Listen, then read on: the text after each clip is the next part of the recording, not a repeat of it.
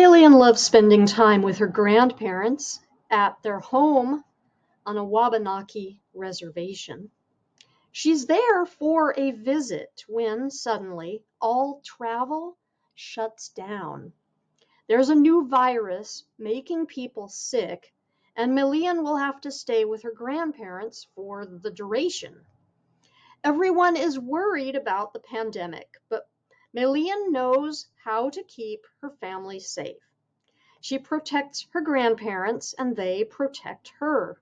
She doesn't go outside to play with friends. She helps her grandparents use video chat, and she listens to and learns from their stories.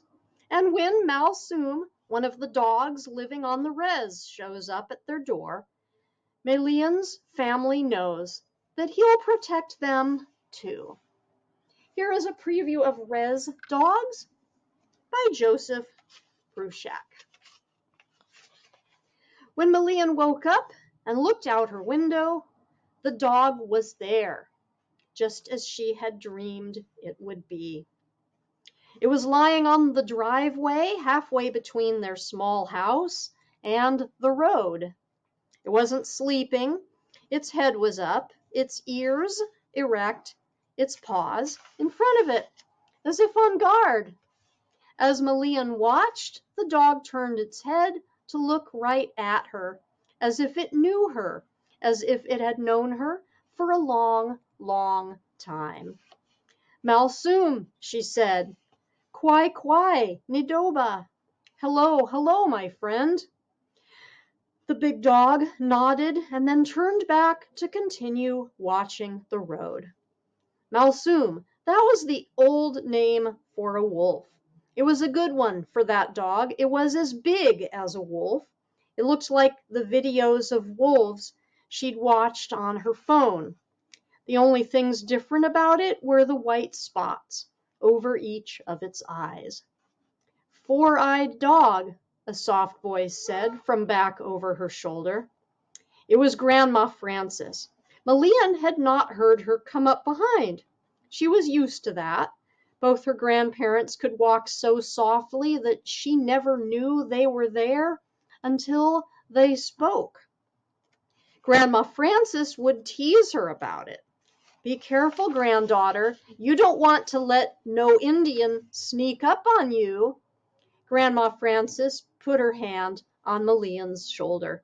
"Looks to me like he thinks he belongs here," she said. Then she chuckled. "Or maybe like he thinks he owns this place." "Would that be okay?" Malian said. Grandma Frances chuckled again. "It seems to me it's not up to us.